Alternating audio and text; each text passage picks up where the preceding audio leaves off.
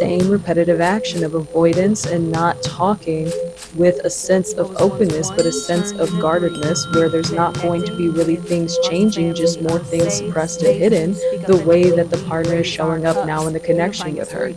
So her spiraling is her losing control over the fact that her approach isn't actually the right approach, but she's choosing to see it as more of a betrayal than an actual need for reevaluation of her own choice of actions within the connection. Keep in mind, if you're in a connection and you're nagging someone about habits or traits they show up to do that has nothing to do with you, and it's them just being themselves, they're going to find a space that allows them to show up and do those traits that they still want to do for themselves, instead of wanting to be told what to do by someone else. That includes you. Doesn't matter if they're your partner or your friend.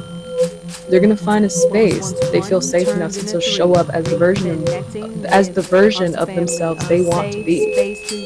You choosing to nag and complain about habits they do because you're worried about them is not actually benefiting them.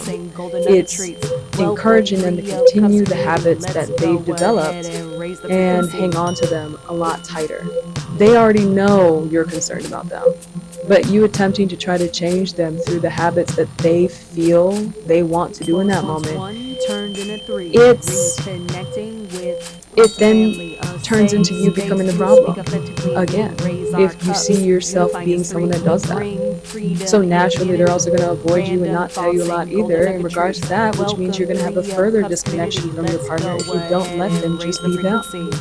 Once again, if you do not let them just be them, you're going to have a further disconnection from your partner because you're busy nagging and complaining about habits they're doing that you should just actually let them do for themselves and experience, because they will then not feel safe enough to actually be themselves around you if they're constantly nagged about habits they do, even if you don't like them.